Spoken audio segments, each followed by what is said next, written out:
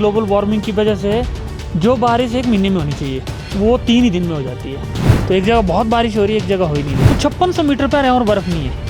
मतलब ये अपने आप में अचंभा है। मतलब इस बार के जो हालात हैं वो मेरी लाइफ के सबसे बुरे हालात हैं वेदर के हिसाब से। अगर जिला परिषद सदस्यों की बात करें तो क्या हालात हैं आपके वार्ड में या आपकी जो पंचायत है उसमें? 2 सरकारें होती हैं ना अलग अलग, ये केंद्र में अलग हो और स्टेट में अलग हो तो दिक्कत तो आती है। तीसरी सरकार जिसको हम बोलते हैं स्थानीय सरकार ना, वो पिस रही है राज्य सरकार और केंद्र सरकार के बीच में। उसका कारण उदासीनता की इलेक्शन आ गया जी, सो जाओ। अब इलेक्शन होने हैं दिसंबर में जाके, जनवरी में। आपका जो पंचायती राज डिपार्टमेंट वो अभी से स्लीप मोड में चला गया।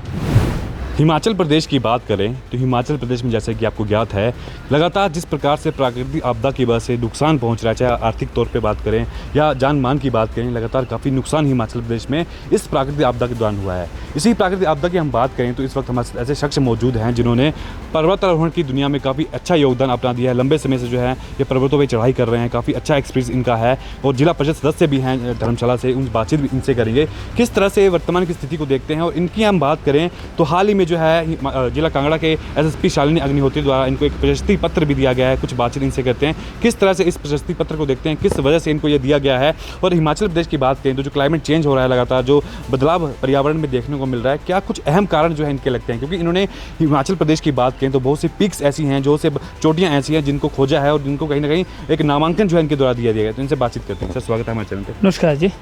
सर सबसे पहले जानना चाहेंगे कि हिमाचल प्रदेश में जो प्राकृतिक आपदा आई है उसका सबसे बड़ा अहम कारण क्या लगता है, वो क्या है? ये इसका मेन कारण तो जो वेदर में हमारे चेंजेस आ रहे हैं या ग्लोबल वार्मिंग इसका एक कारण है। पहले बरसात आपको पता है हमें भी छुट्टियाँ 2 महीने की पड़ती थी, तो जुलाई और अगस्त हमारा छुट्टियाँ होती थी। वो इसलिए होती थी कि कंटिन्यू 2 महीने बारिश हो रही थी। अब हो क्या रहा है कि ग्लोबल वार्मिंग की वजह से जो बारिश 1 महीने में होनी चाहिए वो 3 ही दिन में हो जाती है। तो इससे क्या हो रहा है, कुछ जगह तो बहुत बारिश हो रही है और कुछ जगह सूखा पड़ रहा है।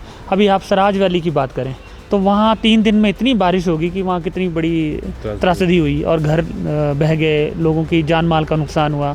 और जैसे हम बात करेंगे भरमौर हमारे दौलतदार के पीछे, तो मैंने सुना है भरमौर में बारिश ही नहीं हो रही जी। तो आप सोचिए एक ही जिसका एरियल डिस्टेंस सिर्फ मुझे लगता है 100 किलोमीटर भी नहीं है, तो एक जगह बहुत बारिश हो रही है, एक जगह हो ही नहीं रही। तो इसका मेन कारण तो ग्लोबल वार्मिंग ये है। सर इसके अलावा बात करें, आपने पर्वतारोही हो, आप लंबे समय से अब इस फील्ड में हो, काफ़ी चोटियाँ आपने चढ़ी हैं। अब क्लाइमेट चेंज की बात करें तो जो पर्वत के हालात हैं, वहाँ पे जो ग्लेशियर हैं उनके हालात हैं, जो झीलें हैं उनके हालात हैं, क्या स्थिति है उनकी वर्तमान में? देखिए मैं इस बार अभी भी क्लाइंबिंग करके आया। अभी मैं 10 दिन पहले एक लद्दाख में पास है फिरसिला पास, तो उसमें कुछ मेरे साथ IAAS थे, Indian audit and account service लोग थे। तो मैं देख रहा हूँ 5600 मीटर पर है और बर्फ़ नहीं है। मतलब ये अपने आप में अचंभा है। मतलब 5600 मीटर का मतलब होता है लगभग 18,000 की फीट, और उस जगह बर्फ़ ना होना ये तो एक बहुत बड़ा साइन है कि हमारे जो ग्लेशियर हैं वो ख़त्म हो रहे हैं।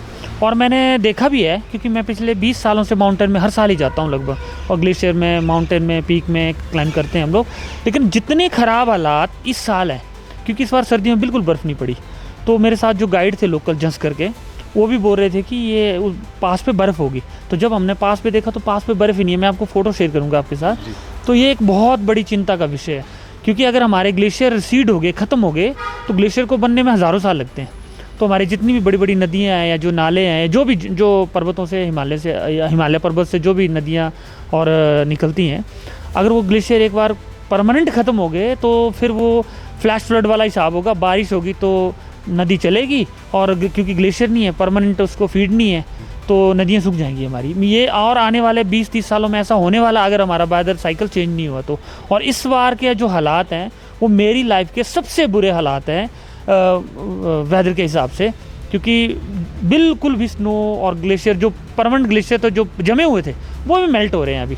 तो हालात बहुत ही ख़राब है। सबसे बड़ा कारण क्या लगता है कि जो पर्वत में लगातार बर्फ़ पिघल रही है, जो ग्लेशियर सूख रहे हैं, नदियाँ नाले में पानी का जल स्तर कम हो रहा है, सबसे बड़ा रीज़न, सबसे बड़ा कारण ग्लोबल, पूरे इंडिया की बात करें, ग्लोबली बात करें तो क्या लगता है आपको? देखिए कारण तो हम हिमाचल में, अब ग्लेशियर तो हिमाचल में ही है, तो मेल्ट अगर हिमाचल में हो रहा है तो इसका मतलब हिमाचल जिम्मेदार नहीं है। हमारे पास फॉरेस्ट भी है, हमारे पास अच्छी जगह भी है, और हम पर्यावरण का हम ख्याल भी रखते हैं हिमाचल में। लेकिन जो हमारे बाकी नेबर स्टेट हैं या हमारे देश में या पूरी दुनिया में जहाँ भी देखो, एक तो पॉपुलेशन बढ़ रही है, तो धरती पे बोझ बढ़ रहा है, पेड़ कट रहे हैं, और फैक्ट्री है, औद्योगिकीकरण हो रहा है हर चीज़ का। और जो आप पहले बोला गया कि जिन जिन गैसों से धरती का टेम्परेचर बढ़ता है वो गैसें लगातार बढ़ती जा रही है। तो हमारा आप कैलकुलेट करेंगे तो हमारे 10 सालों में हमारा 2 से 3 डिग्री एवरेज टेम्परेचर बढ़ चुका है। तो इसके लिए ज़िम्मेदार तो हम सारे ही हैं। इसके लिए हम ये नहीं बोलेंगे कि जी हिमाचल में ऐसा हो रहा है तो हिमाचल ज़िम्मेदार है। अब कई बार क्या होता है, दिल्ली में गर्मी बढ़ गई तो जी हिमाचल में पेड़ काट दिए, उसकी ज़िम्मेदारी हमारे सर दी जाती है कि जी पेड़ ना काटो, दिल्ली में गर्मी हो रही है। लेकिन वो दिल्ली वाले अपनी भी जिम्मेदारी, मैं दिल्ली का नाम नहीं ले रहा हूँ, मैं सभी पूरी दुनिया और बात कर रहा हूँ ना, कि उनको भी अपनी जिम्मेदारी समझनी पड़ेगी कि आप देखिए दिल्ली एक टाइम पे कितना दायरा था, अब कितना बड़ा दिल्ली शहर होता है। अब शिमला देखिए 25,000 लोगों के लिए बना था, आज वहाँ 1.5 लाख पॉपुलेशन है। तो कहीं ना कहीं हो रहा है, शिमला में बर्फ़ नहीं गिर रही। फर्स्ट टाइम हो रहा है कि शिमला में बर्फ़ नहीं गिर रही।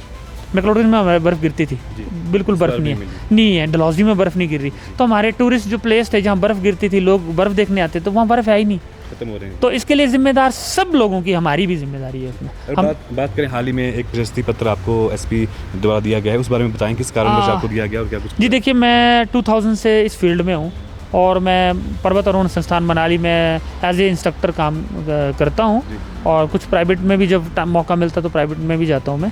और उसके साथ साथ हम जो भी हिमाचल में घटनाएँ होती हैं, दुर्घटना, कोई खो गया, कोई एवलांच में दब गया, कोई पहाड़ में खो गया, तो उसके लिए हम, जब से मैं फील्ड में हूँ, हम कार्य कर रहे हैं इसमें, पुलिस के साथ कार्य करते हैं, एनडीआरएफ के साथ कार्य करते हैं।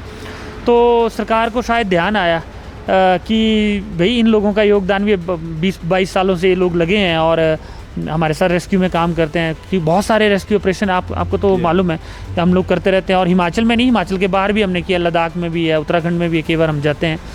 तो इसके बारे में शायद सरकार ने या पुलिस ने सोचा होगा कि भाई ये हमारे साथ हैं और हमारी मदद करते हैं। मदद को क्या, चलो हम उसको मदद नहीं बोलते, हमारी ड्यूटी है वो, क्योंकि जो काम हमें आता है हम उससे मुकर नहीं सकते हैं।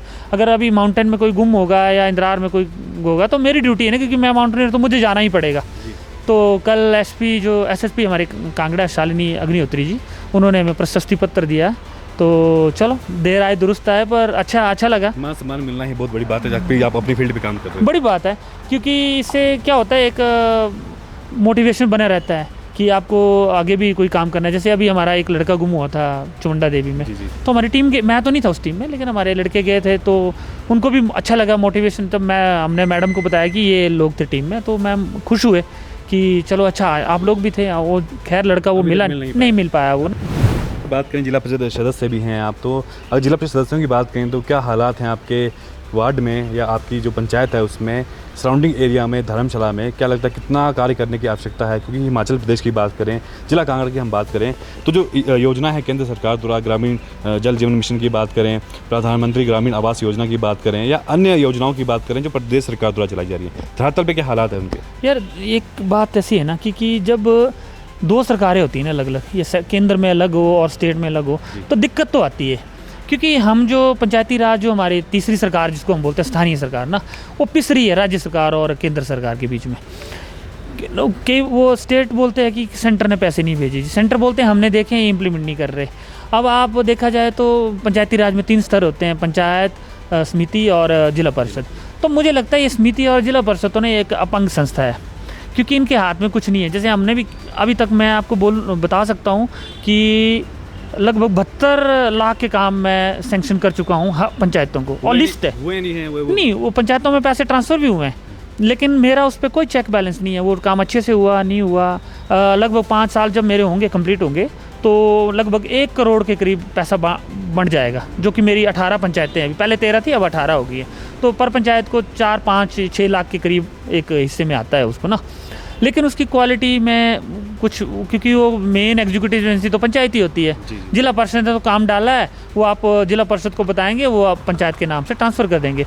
और जब वो काम कराने की बारी आती है ना, तो हम वर्क कमेटी में होते हैं ना, हम उसको चेक कर सकते हैं, क्योंकि चेक ही नहीं, हमारा चेक ही नहीं होता। शक्तियाँ बढ़ाने की आवश्यकता है आपको? तो जिला परिषद, मैं बोल रहा हूँ, या तो आप सीधा पंचायत रखो, या तो शक्तियाँ देनी है तो जिला परिषद सदस्यों को भी दो, समिति को भी दो। और एक मेरे बहुत अच्छे ब्यूरोक्रेट हैं, तो उन्होंने बोला भी है कि मैंने जब उनको बोला कि हमारी जो संस्था अपंग है, तो बोल रहे बिल्कुल सही है, क्योंकि आपको शक्तियाँ नहीं दी गई हैं, आपके पास पावर ही नहीं है जिला परिषद का, एक नाम है बस। तो जिला परिषद बनाने का मतलब क्या है फिर? वो मोटिव पूरा ही नहीं हो रहा, क्योंकि जिला परिषद को पंचायत को और समिति को गाइडलाइन दे, मार्गदर्शन करना है। वो उल्टा मार्गदर्शन पंचायत करती है।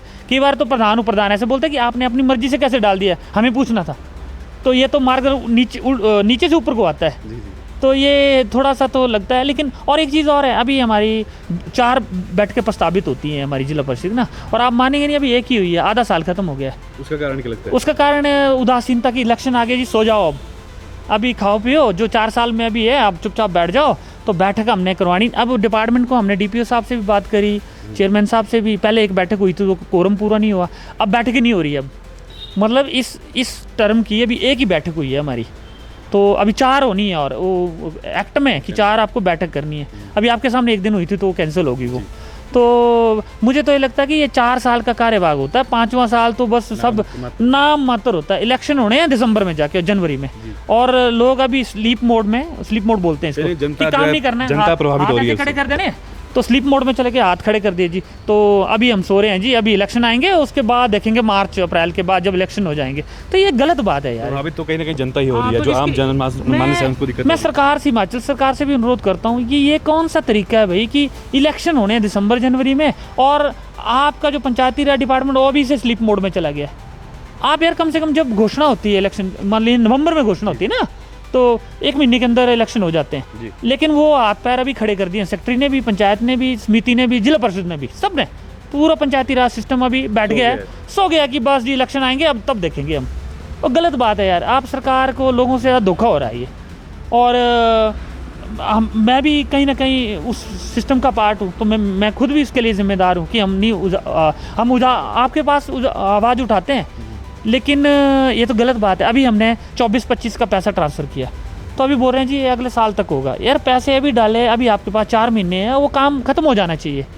तो ये गलत बात है, मतलब धोखा दे रहे हैं हम अपने आप से भी, सरकार को भी, लोगों को भी, हर चीज़ को। और इसके लिए सबसे बड़ी जिम्मेदारी राज्य सरकार की है, जो पंचायती राज विभाग पे ऊपर कंट्रोल करती है। पंचायती राज मंत्री को इस पर संज्ञान लेना चाहिए। भी इलेक्शन है वो दिसंबर जनवरी में, लेकिन आपका काम नवंबर तक नहीं रुकना चाहिए। नवंबर तक वैसे ही पंचायत कार्य होना चाहिए वहाँ पे। बहुत धन्यवाद समय देने के लिए। धन्यवाद। बेहतर रविंदर जी, कुछ बातचीत इनसे की है, किस तरह से वर्तमान के हालात हैं। हिमाचल प्रदेश सरकार की बात करें तो व्यवस्था परिवर्तन का नारा तो दिया है, परंतु क्या व्यवस्था परिवर्तन पंचायतों में, हिमाचल प्रदेश के ग्रामीण क्षेत्रों में, शहरी क्षेत्रों में हो पा रहा है? इन्होंने सीधे तौर पे कहा है कि इलेक्शन, पंचायती राज के इलेक्शन आ रहे हैं और वर्तमान हालात ऐसे हैं कि सभी विभाग सो चुके हैं। कहीं ना कहीं इनको जनता का सेवा करने का भाव नहीं है, उनको भाव ये है कि इलेक्शन आ रहे हैं, जीत हासिल करनी है, अपना पद प्राप्त करना है, इसी को लेकर लगातार जो है बातचीत कर रहे हैं। अब देखना ये होगा सरकार क्या निर्णय लेती है। लगातार बातचीत तो जारी है, जनता के मुद्दे भी उठा रहे हैं, परंतु सरकार क्यों जो है इस पर निर्णय नहीं ले रही, वो देखने वाली बात होगी। तो फिलहाल इस टाइम में इतना ही। बने रहिए इनॉक्स न्यूज़ के साथ। फिलहाल यानी मुझे अभिषेक दीजिए इजाज़त। धन्यवाद। जय हिंद, जय भारत।